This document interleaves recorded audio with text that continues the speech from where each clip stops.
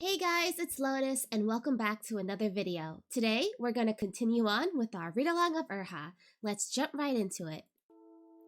Chapter 58, This Venerable One Feels a Little Hazy. Actually, Moran could usually hold his liquor pretty well. It was just that, on this night, in order to cover up his anxieties and fake a nonchalance he didn't feel, he downed 5 whole jars of pure blossom white wine, grinning the whole time, until his consciousness grew hazy. When he was half-dragged, half-carried back to his room by Shimei and collapsed on the bed, Moran's throat moved, wanting to call Shimei's name. But habit was a frightful thing. During all of those years in the past, the one by his side wasn't the moonlight of his heart, but the mosquito blood he was sick of looking at. The name that came out of his mouth was that of the person he had always thought he hated. Chu Wan-ning. It came out all muddled. Wan-ning, Shimei hesitated, then turned to look toward Chu Wan-ning, who was standing by the door. Chu Wan-ning had carried Shuemeng back to his room and had just walked in, a bowl of sobering soup in hand, just in time to hear Moran's murmuring. After the initial surprise, he immediately convinced himself that he had misheard. After all, Moran had always called him Shizun, oh my gosh, I almost forgot, Shizun. It was one thing if he called him Chu Wan-ning, but to call him Wan-ning? He couldn't help remembering that night at the Red Lotus Pavilion, when they had slept holding one another, when Moran, fast asleep, had clearly called out Wan-ning, and then pressed a kiss to his lips, light as the touch of a dragonfly on water. Was it possible that, in Moran's heart, there actually was a little bit of... He smothered that thought before it had time to take root. Chu Wan-ning had always been straightforward and resolute. Except for matters of the heart, he knew well that he was a dawdling coward in those. Shizun! Shimei's bright eyes, unmatched in elegance, looked at him with uncertainty. You... Actually, it's nothing. Since Shizun is here to take care of Aran, I'll take my leave. Chu Wan-ning spoke. Wait... Does Shizun have any other instructions? Chu Wan-ning said, You guys are leaving for the Peach Blossom Springs tomorrow, right? There wasn't much of an expression on Chu Wan-ning's face. A little while passed before he spoke again. Go get some rest. Make sure to take care of one another out there. And... He paused, then said, Come back soon. Shimei left. Chu Wan-ning walked to the bedside, face impassive as he propped Moran up and fed him the sobering soup, spoonful by spoonful. Moran disliked the sour taste and vomited it all back out not long after. But he did sober up a bit, opening his eyes and staring, half awake, at Chu Wan-ning. He mumbled, Shizun? I'm here. He started laughing for some reason, his laughter framed by dimples as he said, Immortal Gaga. Chu Wan-ning ... Moran plugged right back out after that, sprawled out on his stomach. Worried that he might catch a cold, Chu Wan-ning stayed by his side, pulling his blanket back up and tucking him in now and again. Outside the room, many disciples were not yet asleep, staying up to count down to the new year. Most of them were gathered inside in groups, chattering and laughing, playing pai gao, or putting on magic tricks. When the hourglass hanging in front of Loyalty Hall finished trickling, signifying the changing of the year, the disciples rushed outside and began to set off fireworks and firecrackers, instantly filling the night sky with silvery flowers and branches of fire. The deafening sounds from outside woke Moran from his hazy sleep. He cracked open an eye and pressed a hand to his throbbing temple, but the sight that greeted him was that of Chu Wan-ning sitting by his bedside, his handsome features composed and impassive. Seeing him awake, he said lightly, Did the noise wake you up? Shizun. He woke up fully, startled despite himself. Why was Chu Wan-ning the one keeping watch over him? Where was Shimei? He didn't say anything in his sleep that he shouldn't have. Did he? Oh yes you did, Moran. Oh yes you did. Moran snuck an apprehensive glance at Chu Wan-ning's face, and only let out the breath he was holding when it seemed that nothing was out of the ordinary. The crackling sound of firecrackers continued outside. The two stared awkwardly at one another for a while. Chuaning, do you want to go see the fireworks?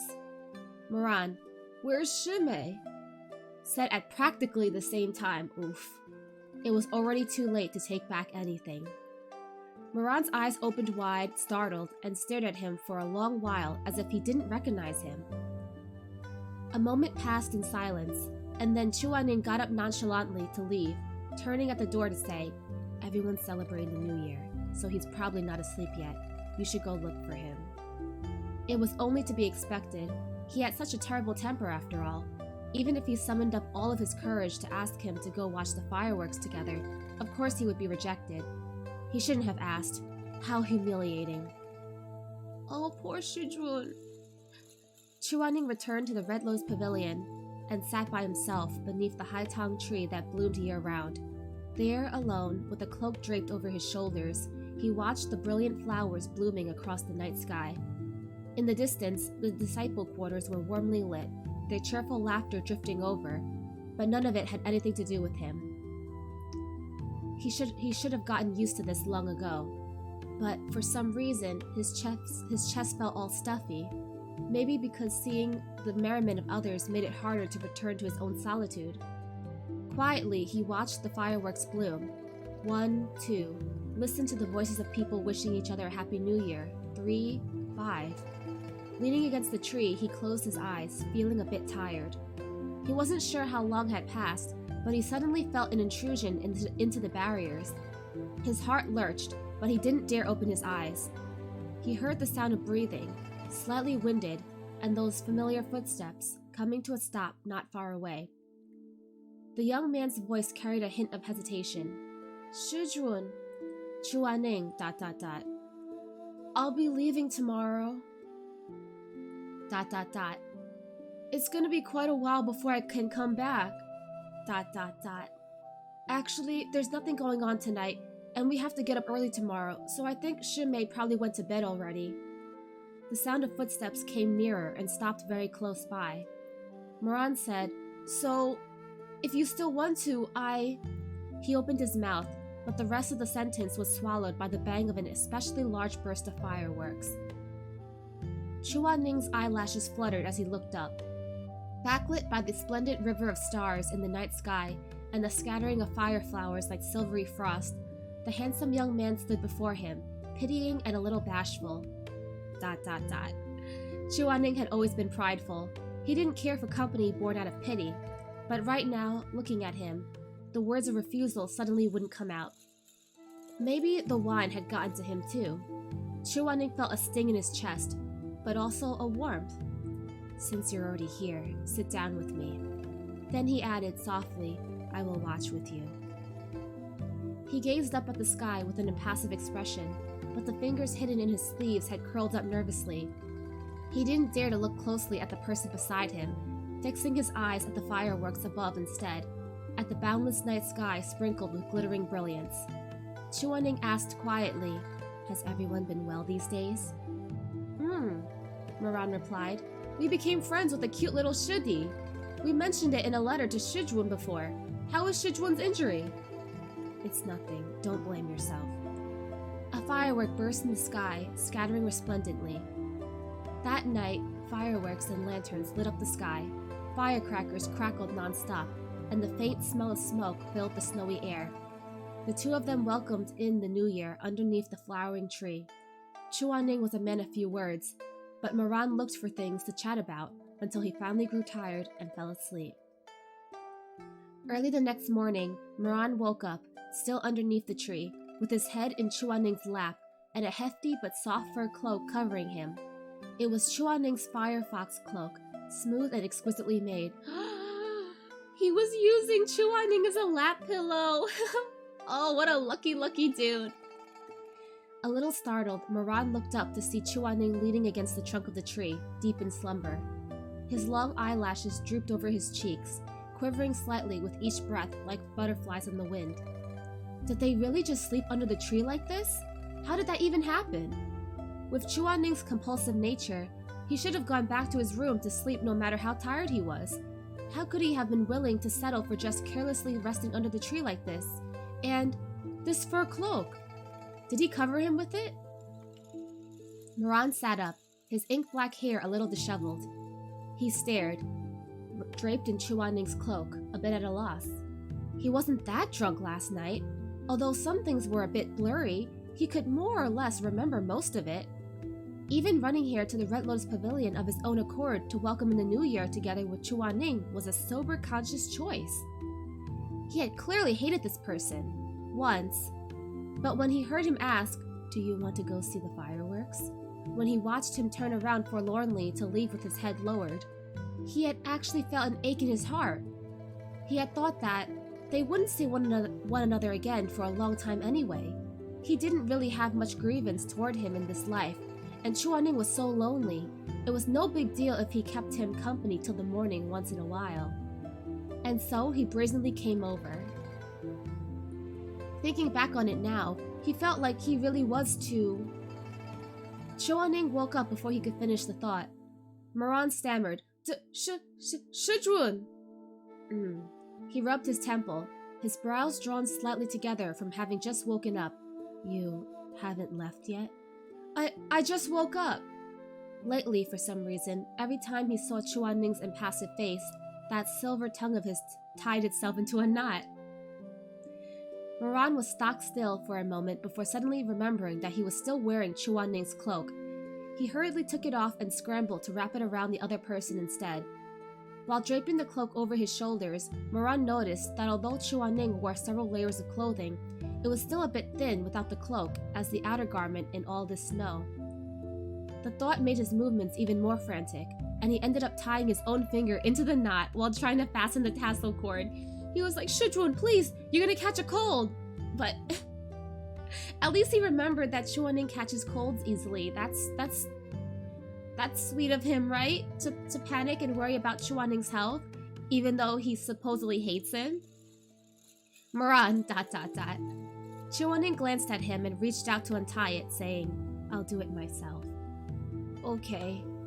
And appended in a mumble, "Sorry." "It's alright." Moran stood and hesitated. "Shizun, I have to go pack and eat breakfast, and then I'll be setting out."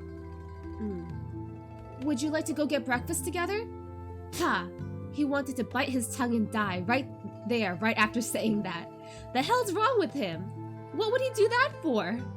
He's so embarrassed. He's trying to backtrack now. Maybe he saw the regret that surfaced on Moran's face right after asking that. But Chuanning paused and then said, "I'll pass. You go ahead." Moran was deathly afraid that he might say something even more outrageous if he stayed any longer, so he said, I'm going then." Chuanning, "Alright." After Moran left, Chuanning sat expressionlessly under the tree for a while longer before slowly getting up, with a hand on the trunk for support, but then didn't make any further movements. His legs were completely numb from having served as Moran's pillow all night. He couldn't walk at all with the pins and needles in them. He stood there sullenly for a good while before his blood circulation returned to normal, and he could finally hobble his way back inside. The things he'll do for love. Oh, Chuanning, Moran doesn't deserve you. He doesn't deserve a Shizun like you. Sure enough, after spending the night outside in such bitterly cold weather, even with the high-town trees shielding them from the snow, he still ended up catching a cold. Oh no, Chuanning. Achoo! He sneezed, the corners of his eyes already reddening. Covering his nose with a handkerchief, Chuanning thought, damn it, I probably got a cold. Yu Heng Elder, the owner of 3 holy weapons, and the #1 great Zhongshi, most sought out by all the sects of the cultivation world. The mere sight of Tianwen tamed the 4 seas. The white of his robes bested all the colors of the world. Such an impressive character, he could even be said to be the strongest cultivator of the era. Unfortunately, even the strongest person was bound to have a weakness. Chuanning's weakness was that he couldn't handle the cold, and would easily fall sick if exposed. Thus, when Moran and Shimei set off from Shixiang Peak, not only had Chu Zhongshi turned small again from the pill wearing off, but on top of that, He was also sneezing and sniffling non-stop. Oh no, and Chuaning has to still go with them as Shasuni, so he's gonna be going with them and he's gonna be sick. Oh, poor baby. And so, when the feathered tribe arrived at noon to escort them, they were met with Shuemeng, Moran, Shimei, who were perfectly healthy, and a pitiful little Shidi, Shasuni, who could not stop sneezing. Oh, Shasuni. Oh my gosh, Moran better make this up for you. He's the reason why you caught a cold. Dumb Husky doesn't know how to express his feelings correctly. You should have committed. You wanted to eat breakfast with Chuaning. Why did you have to back out like that? And you should have been, you know, forward and you know, because you're always taking what you want, right? So you want to eat breakfast with Shizun, right? So you should have grabbed his hand and dragged him to the dining hall. Man. Okay, so that's the end of the chapter. Let's check out author's notes. Mini theater, the correct way to competitive drinking against Yuheng Elder. Shuemeng, Shizun, I wish you prosperity like the Eastern Sea, longevity like Southern Mountains, bottoms up, gulp gulp. Chuaning, okay, drink. After 1 cup, Shuemeng, flat on the ground, he's a lightweight. Shimei, Shizun, I'll join in and drink with you, bottoms up. Chuaning, okay, drink. Shimei, Shizun, 1 more cup. Chuaning, okay, drink. Shimei, Shizun, 1 more. Chuaning, okay, drink. Shimei, Shizun, wow, Shimei can really hold his liquor. After 4 cups, Shimei, flat on the ground. That's not bad. I mean, that's a lot better than Shuemeng. Moran, Shizun, Happy New Year's, bottoms up. God of alcohol, Chuaning. Okay, drink. Moran, drink what? Chuaning, alcohol? Didn't you say bottoms up? Moran brightly smiles. Yeah, bottoms up. Your bottom. Oh my god, what a dog. I mean, I kind of saw where it was going right before he said it, but like you knew Moran was gonna be a perv. He just wants to please his Shizun, you know? Oh wow, Meatbun. By the way, do you guys follow Meatbun on Twitter? She is pretty active on there, and she does respond to commenters in English sometimes, also in Chinese, and her responses are hilarious. The other day, I happened to see someone had asked asked Meatbun to confirm Moran's size down there, his heavenly pillar, and she said that he's 20 centimeters. Poor Shizun. Oh my god, Chuaning. How could you stand this guy? And Meatbun also confirmed that Shimei's... Meatbun said that according to Moran, he swears that Shimei's is 1 centimeter. So he's like, Shimei's got nothing on me.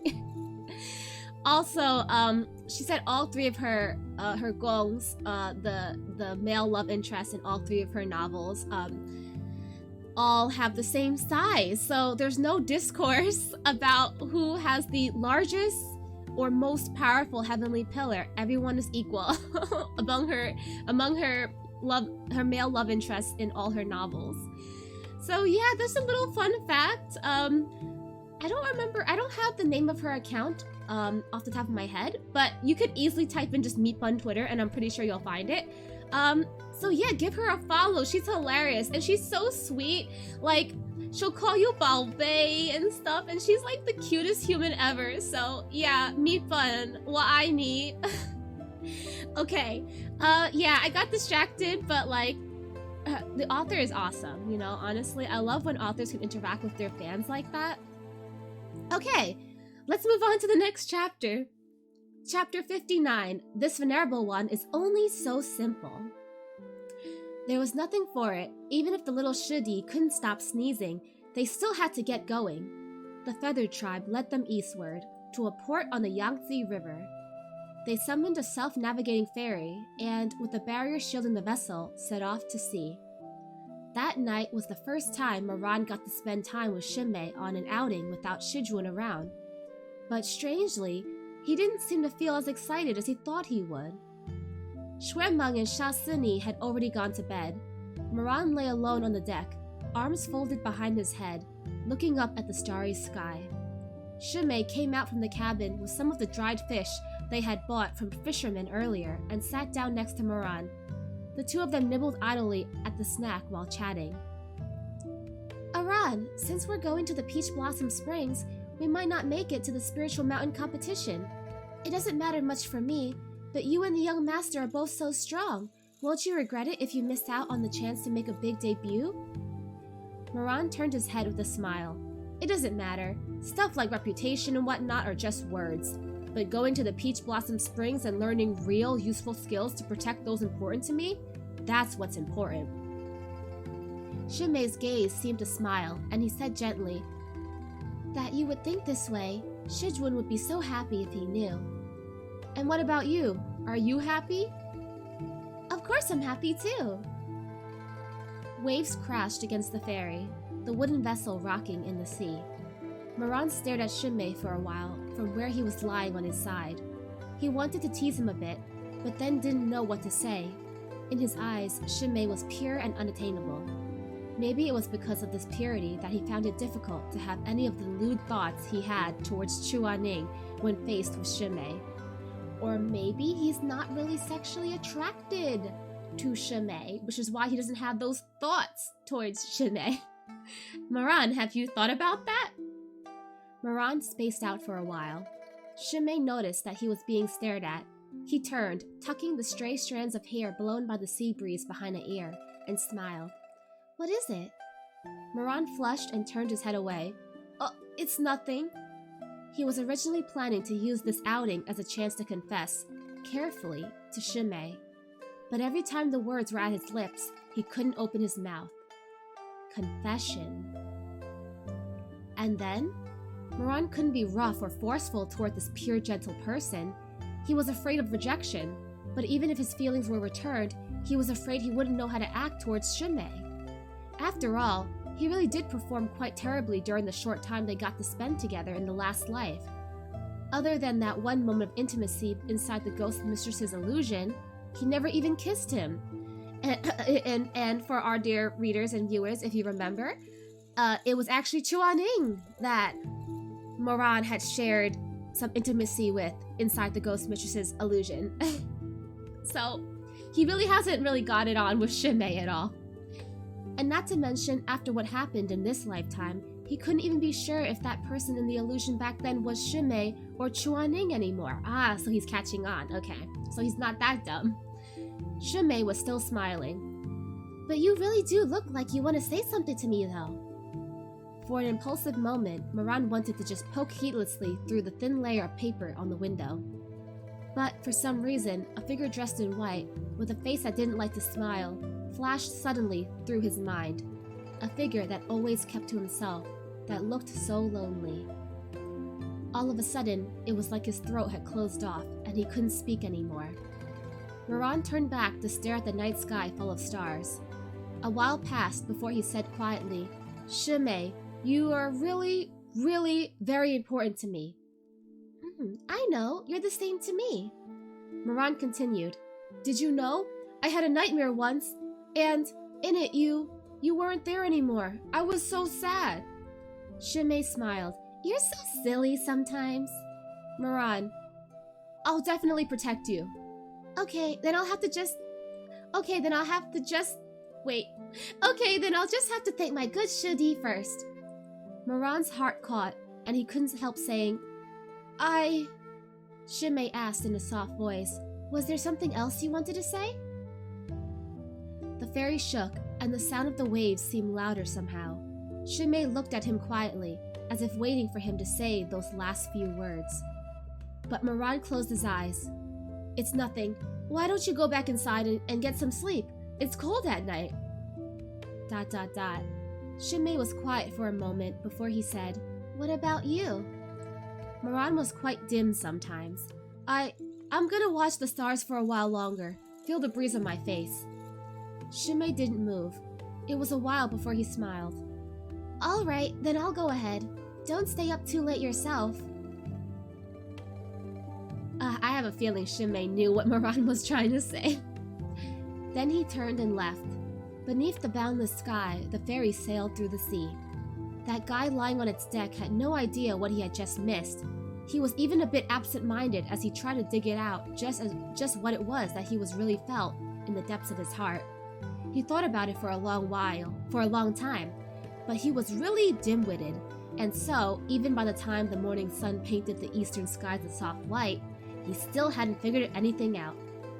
He spent every waking moment with Shinmei, and the feelings between them were deep and sincere. Moran had thought that he would definitely want to confess to Shinmei as soon as they were alone, unable to wait another moment. But when the ferry reached the end of the bridge, he found that that wasn't the case at all. Maybe it was because he thought he was too clumsy, that if he were to go and rashly confess to Shinmei right then, he'd definitely startle him, or even if he didn't, it still wouldn't make for a good start. He was more used to this hazy vagueness between Shinmei and himself. Sometimes his heart would flutter. He would reach out and take Shinmei's hand as if without thought, and his chest would overflow with honey-sweet tenderness. It was such a natural feeling that he didn't really want to immediately shatter it. It was late by the time he went back inside the cabin, and everyone had already gone to sleep. Moran stood on the sleeping mat, staring at the night outside the narrow skylight. Slowly, Chuanning's figure appeared before his eyes, sometimes silent with his eyes closed, sometimes with a severe expression on his face. Of course, he also thought about the way that person looked when he was curled up, asleep, lonely and unassuming, like a high-tongue blossom that nobody cared for because it had bloomed too high up on the branch. Putting aside the hatred, Chuanning's entanglement with him in the last life truly was deeper than that of anyone else in this world. He had taken many firsts from Chuanning, regardless of whether he was willing. His first kiss, his first time cooking, his first time crying, and his first time. Damn it, just thinking about it made his body feel hot and his blood rush downwards. This is not the time, Moran. Please? You were having a sentimental flashback and then suddenly you're heated. Dude, calm down. And in exchange, he had given Chuanning some of his firsts as well, regardless of whether he wanted them. His first time becoming an apprentice, his first time coaxing someone, his first time giving flowers, and his first time being thoroughly disappointed, and the first stirrings of his heart. Yes, the first stirrings of his heart. When he came to Shisheng Peak, the first person he fell for wasn't Shinmei, but Chuanning. That day, under the Haitang tree, that white-robed young man was so beautiful, so focused, that it only took one glance for Moran to decide that he wanted this person to be his master, that no one else would do. But just when did it all change? Just when did the one he cared about become Shinmei, and the one he hated, Shizun? He had thought about it a lot during the last couple of months. It probably began with that misunderstanding. That was the first time he had gotten lashed by Chuanning as punishment. The 15-year-old boy stumbled back to his room, bruised and battered, and curled up alone on his bed, eyes rimmed red, choking back sobs. The wounds on his back had hurt less than the cold expression on Shizun's face when he brought Tianwen down without a threat of mercy, like hitting a stray dog. It was true that he had stolen a Haitang flower from the medicine garden, but he had no idea how precious that Haitang had been, nor how carefully Madame Wang had tended to it for the last 5 years for one to finally bloom. The only thing he knew was that, walking home at night that day, a luminous white at the tip of a branch had caught his eyes. The flower's petals were clear and frosty, its fragrance mild and delicate. He tilted his head back to admire it, thinking of his Shizun. There was a throbbing in his heart for some reason, and even the tips of his fingers felt warm. Before he realized it, he had already plucked the flower, carefully and with the gentlest of movements, afraid of accidentally shaking off even a single drop of dew from the petals. Through the thick curtain of his eyelashes, he gazed at that dew-laden Haitang blossom under the light of the moon. In that moment, he did not yet know just how pure the tenderness and affection he held for Chuanning was, nor did he know that, after that day, for the next 10 years, 20 years, until death, he would never have it again. Before he could give the flower to Shizun, he bumped into Shuemeng, who had come to pick medicinal herbs for his mother. Oh, so he just picked a high-tang blossom for Shizun because he thought it was pretty, and he had such a soft, pure-hearted love and admiration for Chuaning, and he was like, this flower is deserving to give to Chuaning because it's as beautiful and delicate as he is. And there was a big misunderstanding. He ended up getting whipped for it. Oh my gosh. So if not for the misunderstanding, then I feel like a lot of this could have been avoided, mayhaps. The young master dragged him to Shizun in a rage. Chuaning turned from his scroll, his gaze ice cold as he listened. He shot a glance at Moran and asked if he had an explanation. Moran started. I picked the flower because I wanted to give it to... He was still holding onto that high-tom, with specks of frost and drops of dew still clinging to its freshly bloomed petals, frosty yet indescribably beautiful. But Chuaning's gaze was too cold, so cold that it chilled the lava-like heat in his chest. He could no longer say the word you. Oh, poor Moran. Okay, poor baby Husky. That feeling was all too familiar to him. Before he was brought to Shisheng Peak, back when he had to scamper between songstresses and customers, shrinking into his thin, undernourished body to appear smaller and less obstructive, he had spent every day under that kind of gaze, that kind of contempt, that kind of disdain. A shudder ran through him. Could it be that Shizun actually looked down on him? No, it's a misunderstanding, Moran. In the face of Chuaning's ice-cold interrogation, Moran felt his heart freeze over. He lowered his head and said quietly, I have nothing to say. And the rest was history. Just because of this high-tang flower, Chuaning lashed him until all of his initial fondness shattered into pieces, 40 strikes in all. At that time, if only Moran had just explained a little more, if only Chuaning had just asked a little more, then maybe things wouldn't have turned out the way that they did. Maybe the master and disciple wouldn't have taken that first step on the road beyond redemption. But there weren't that many what-ifs. It was at this point that Shumei, warm and gentle, appeared at his side. After returning from Chuaning's place, Moran didn't go eat, didn't even light a lamp, only lay curled up on his bed. This stiff figure curled up in the darkness was the sight that greeted Shumei when he opened the door. He set the bowl of chili oil wontons in his hands gently on the table, then walked over to the bed and called softly, "Aran?" Moran did not yet have any particular feelings towards Shumei at that time.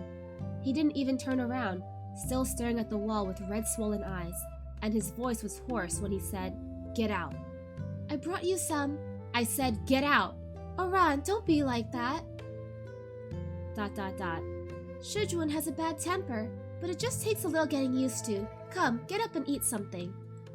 But Moran was stubborn like a donkey, immovable even if dragged by 10 whole horses. "Don't want it, I'm not hungry." "At least have a bite. If you don't eat, Shizun will get mad."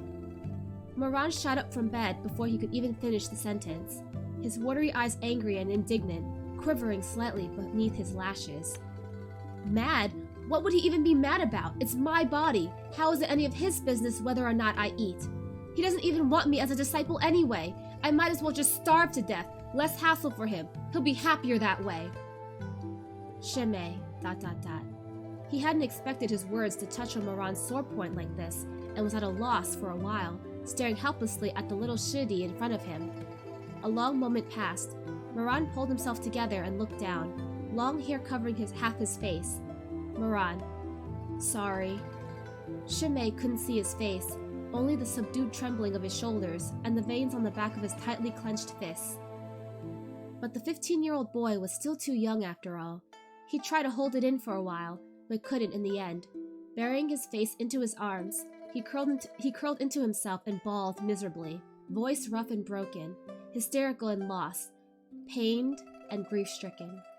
Body racked with sobs, he repeated the same thing over and over.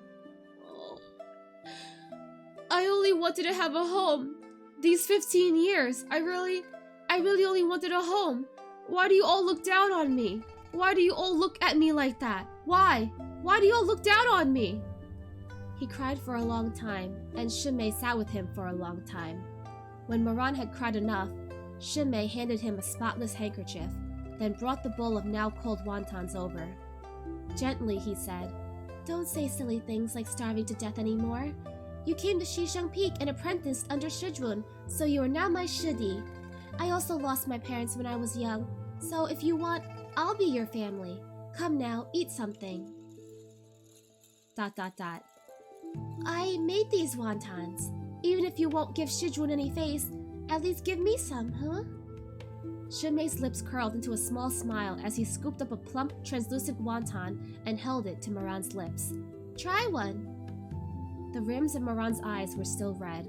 Those watery eyes stared at the person by his bedside, but he finally opened his mouth and allowed that gentle person to feed him.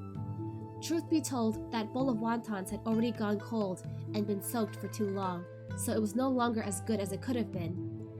But in that moment, under the candlelight, this bowl of wontons, that incomparably beautiful face, and those gentle eyes were carved deeply into his heart, in life and in death, never to be forgotten. It probably began that night.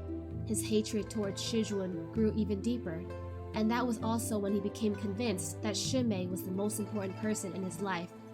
After all, everyone wanted warmth, especially a stray dog that had frozen in the bitter cold so many times that the mere sight of salted roads made him tremble in anticipation of snow, of the coming of winter. Ta Xianjun looked imposing, but only he himself knew the truth, that he was nothing but a wandering stray, a stray that had always been looking for a place he could curl up at, a place to call home. But he spent 15 years looking, and still he couldn't find it. And so, his love and hate became laughably simple. If someone gave him a beating, he would hate that person. If someone gave him a bowl of soup, he would love that person. He was only so simple, after all.